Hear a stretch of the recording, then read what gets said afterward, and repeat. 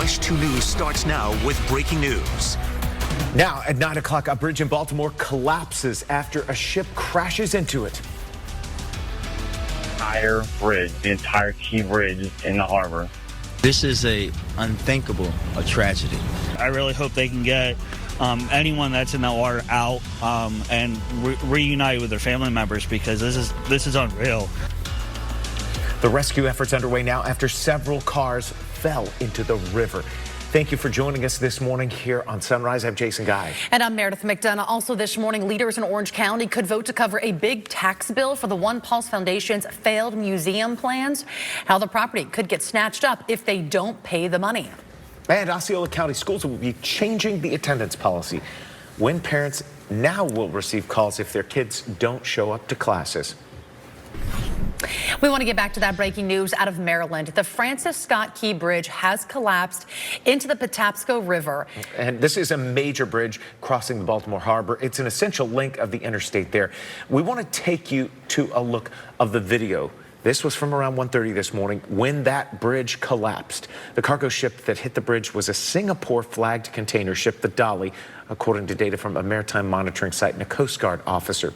And right now, we want to take you to the scene live. You are seeing the searches and the rescue efforts that are taking place there. At least 7 people, authorities say, went into the water after their cars fell into the river. Well, let's send things over now to Sheldon Dutez with more information. Sheldon, this collapse is causing flashbacks for some Floridians after a similar situation in Tampa. An eerily similar incident in 1980. The Sunshine Skyway Bridge near Tampa collapsed after a freighter got lost in some fog and slammed into that bridge. 35 people were killed. Only 1 person survived in that accident. Let's take you to Maryland now. This video, very hard to see and watch this morning. Officials are searching for at least 7 people who fell into the Patapsco River when that collapse happened. The temperatures at the port feel like 30 degrees, and the fire department is considering this a mass casualty event. The bridge is 1.5 miles long, and it opened in 1977. People who live in the area are in shock. We were awakened with what appeared to be an earthquake and a long rolling sound of thunder. So we woke up and literally we can look right out of our bedroom window and see the Key Bridge. What was in progress was a multi-jurisdictional response to a disaster, basically. And officials say that they are looking at the conditions for that collapse. We do know that they were able to retrieve and rescue 2 people. One of them went to the hospital. The other one refused treatment, so presumably that person is okay. And Sheldon, you used to live in this area, work in this area, cover news there. Fill us in about the bridge and just how important it is to transportation there. Yeah, I worked for our sister station in Baltimore, and I worked there for a couple of years. And this is a bridge that kind of spans the Baltimore Harbor. This river feeds into the harbor, and the harbor kind of separates the city. So people who live on one side of Baltimore County and live on the other side have to use that bridge every day to get to and from, and then that connects to the Beltway. Wow. So a lot of people travel it every single day. You can only imagine the residual impacts that this will have this morning on traffic in that area, between the tunnels and the surrounding area. A big mess for everybody right now. No, it's truly incredible. I just hope that sonar is able to detect the vehicles, and hopefully there can be some more rescues. And they've detected some so far. They just don't know how many, but yeah. Sheldon, thank you. And at 9:03 ahead this morning, we're going to be paying close attention because at 9:30 we're expecting a press conference from Baltimore. To stay up to date on the very latest information about this bridge collapse, make sure you download the WESH 2 News app and then turn on the breaking news notifications. Right now, Orange County leaders are meeting to decide whether to pay a big bill for the One Pulse Foundation. Now, the money would pay off the taxes the foundation owes on a building. Let's get to WESH 2's Bob Hazen, who's with us in the studio. Bob, that building was supposed to be a museum honoring the 49 victims of the 2016 nightclub attack. Yeah, and those plans never came to be, and the foundation is now broke and dissolving. So Orange County leaders say they need to pay this bill that's more than $50,000. Leaders still have to do with that old warehouse once the county does own it outright. The mayor says it's likely they'll end up tearing the building down. Jason, back to you. All right, Bob, also on the agenda today in Orange County, a discussion about transportation. This is a topic that's come up frequently in the county over the past few years. In 2022, an effort to add a 1-cent sales tax to fund transportation improvements failed. Now the county is considering attempting it again. Today, the board will discuss a potential ordinance which includes the ballot language and resolution to determine if there's interest in placing another referendum on the ballot in the upcoming election. This week, parents in Osceola County will be alerted if their child is absent from school.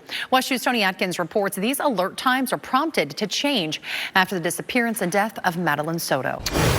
Today in Marion County, the school board could approve a year-round calendar for next year. Now, this would only affect Wyomina Park Elementary. Students would still have to go to school for 180 days and still get about 12 weeks of vacation, but it would be spread out across the full year. A Brevard County school just approved a similar calendar. This pilot program by the state. New changes are coming to the Bright Future Scholarship Program. It'll be available for more students. Keep Florida's Future Bright is a new initiative to raise awareness across all parts of the state to make sure students, no matter what their background is, have the requirements and understand them and the opportunity. Many students are not aware of changes coming to the program where you have not only the pathway of going to a four-year university, but now also getting into career credentials, which really have an impact on students' lives. Not every student's going to end up at a brick and mortar university or four-year program. A lot of students can avail themselves of this program now to get a credential that will put them right into the workforce, making a high dollar amount as a salary. The Bright Futures program is funded by the Florida Lottery. Winter Park leaders are working to make roads safer. Tonight they'll talk about traffic deaths and also road safety. Critical step in identifying projects and transportation improvements throughout the city.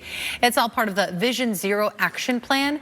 The meeting starts at 5:30 at the Winter Park City Hall Commission chambers. There's still no word if the United States Senate will take up the bill that would force TikTok's parent company to either sell the app or be banned in the U.S. The House passed the bill earlier this month.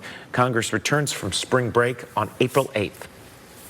We are about 2 months away until the start of this year's hurricane season. Meteorologists and weather experts from all over the country are in Orlando this week for the National Hurricane Conference. It's at the Rosen Center, and it's helping put together plans ahead of the next big storm. Yesterday, meteorologist Marquise Mita explored how model building codes, retrofitting programs, and a culture of disaster resilience are creating a ripple effect, positively impacting the health of the insurance marketplace. And when disaster does strike, it's important to look at the local level for guidance on when to safely evacuate to ensure the best chance of success. Our first warning weather team will be at the National Hurricane Conference, and we'll have live coverage all week at noon, 4 and 5 o'clock. March is colorectal cancer awareness month. Yeah, more and more young people are being diagnosed with this disease.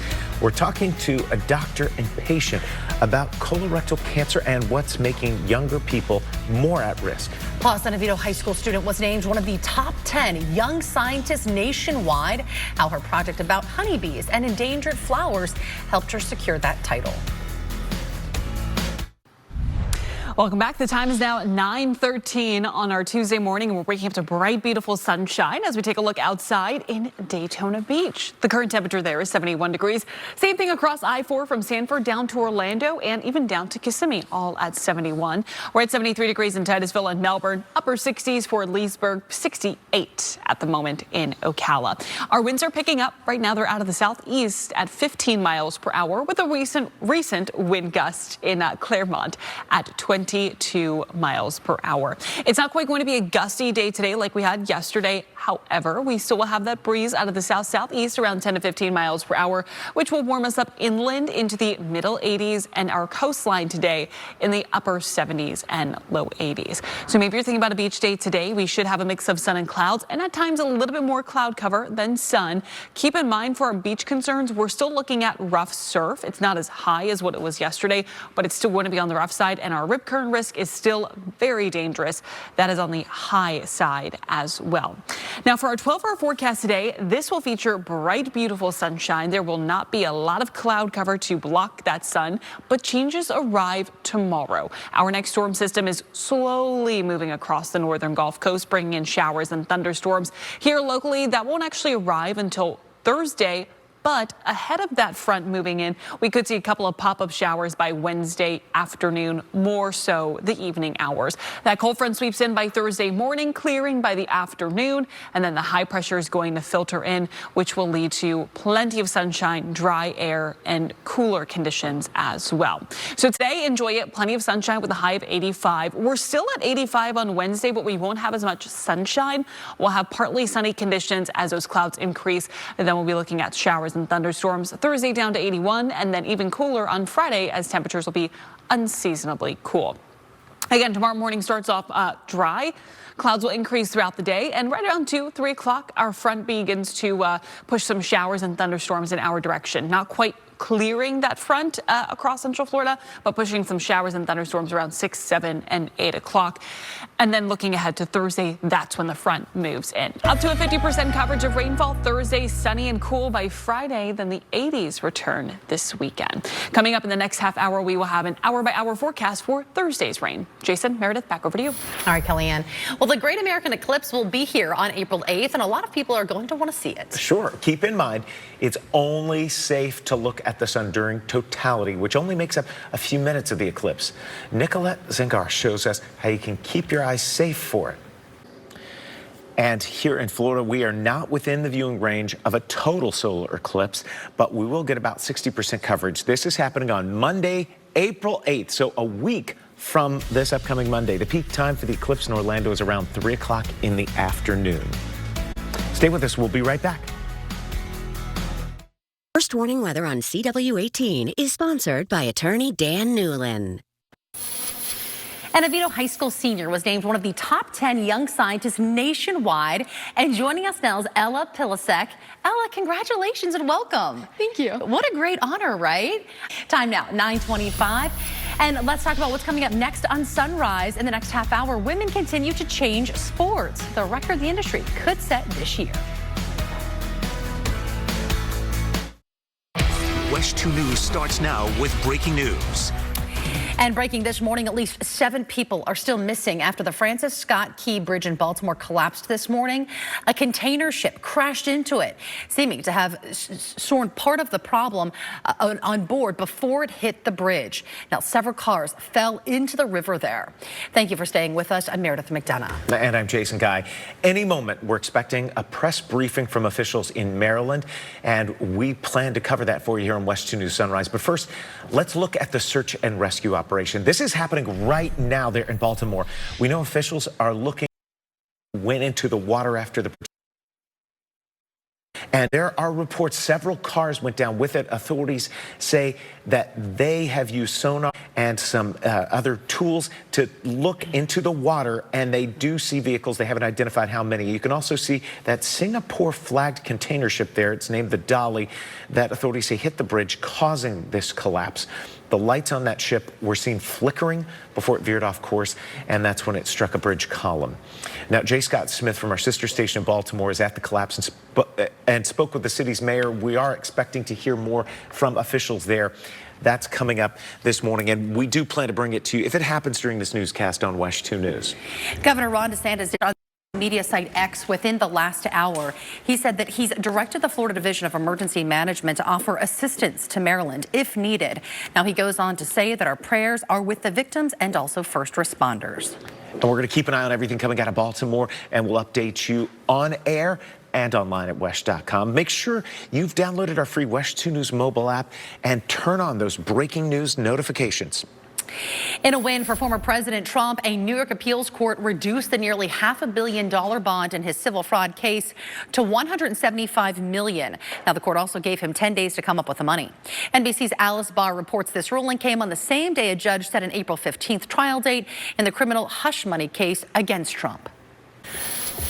Federal agents searched the Miami Beach mansion of rapper and music mogul Diddy. It was part of an ongoing sex trafficking investigation. Now, this is video from his Miami home. The warrant also applies to his homes in New York and Los Angeles. Now, there have been several recent sexual assault lawsuits filed against the rapper, whose real name is Sean Combs. We're learning some new details today about the death of University of Missouri student Riley Strain. Here's a picture of him. A 911 call placed by a Tennessee barge worker that was made public yesterday gives more information. Nikki Bears reports the 22-year-old's body was found in the Cumberland River in Nashville last week, about 2 weeks after he disappeared during a visit. Now, at this point, police are not conducting a criminal investigation into Strain's death. However, that could change depending on the final autopsy report. Passengers from Carnival's Freedom cruise ship made it back to Port Canaveral, and this is a look at the morning. Now, their trip to the Bahamas was cut short after the ship caught fire Saturday. One passenger was on deck when it broke out and got video of the funnel in the flames.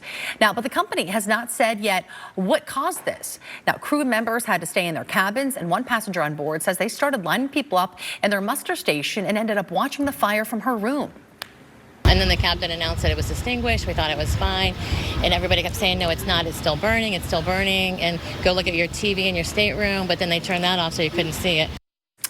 Carnival Cruise Line says the passengers will get a 100% refund, along with families who had their trips canceled. Now, this comes just 3 years later after the same cruise ship caught on fire while docked in Grand Turk. If you appreciate fast service when you go out to eat, Paris has just the competition for you. Yeah, this summer we know Olympic athletes for gold in France, but over the weekend 200 waiters from cafes there were running for medals of their own. Waiters raced over 1 mile through Paris in their uniforms and carrying trays with water, an espresso cup, and a croissant. The rules are simple: no running. Only one hand can carry the tray and the water can't spill. The race has been happening annually for more than 100 years. It began way back in 1914. At the end, the winner broke the tape in victory and then crumbled in exhaustion. The Olympic coffee drinkers won't descend upon the city for a few months. Plenty of time. Work on that cardio. I mean, that's impressive. That is fun, exhausting, all the good things. Yeah. Good for them. Millions of eyes are on the NCAA basketball tournament right now, especially on the women's side. Yeah, women are continuing to change and elevate the sports world. 2023 saw record revenues for women's sports, and Michael Yoshida reports in 2024, growth is set to pass the billion-dollar barrier level for the first time. A week from today, United Way of Central Florida is holding their 17th annual Women's Luncheon. How the luncheon is uniting leaders from various backgrounds. Ahead.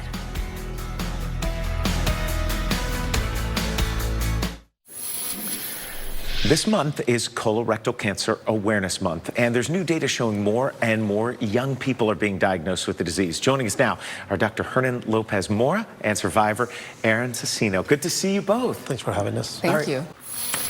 On April 2nd, Heart of Florida United Way will hold the 17th annual Women's Luncheon. And joining me now, Ashley Blazewitz with United Way and Laura Richardson, United Luncheon Chairperson. Ladies, thank you so much for joining us today. Thank you for having us. Absolutely. Well, ladies, thank you so much. And can't wait. Michelle Imparato will be hosting the event. She'll be there. She'll be covering it. And it's going to be an awesome day. So, folks, there's still tickets. You don't want to miss it. Thank you so much, ladies. And stay with us. We'll be right back after the short break.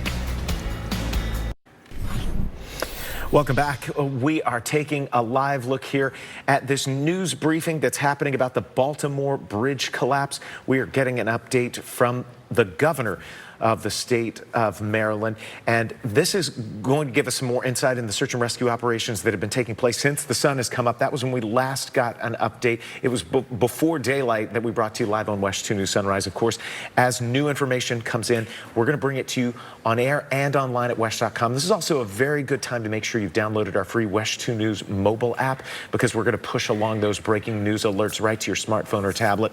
This is also airing right now on WESH 2, or you can stream it on our social media channels if you want to go there to watch more of this press briefing. Yeah, earlier this morning we knew that at least 7 people they were still searching for, and sonar had detected vehicles in the water, but still we're just going to be listening into that to see if there's any updates on the numbers and what we know there on the search.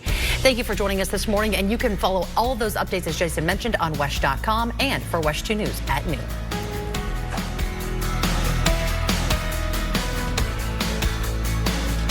Tonight, starting at 11, prepare for the biggest. This is big. No, this is bigger than big. The funniest late-night lineup we've ever had. Believe it because it's true. With a bonus episode of Big Bang. Then, 2.5, man. Mom! American Housewife. The Goldbergs. And Shannon and a Family Guy. laugh the night away in the funniest club in town. Recognize. The CW18 Late Night Comedy Club. Brought to you by Hudson's Furniture, turning houses into homes.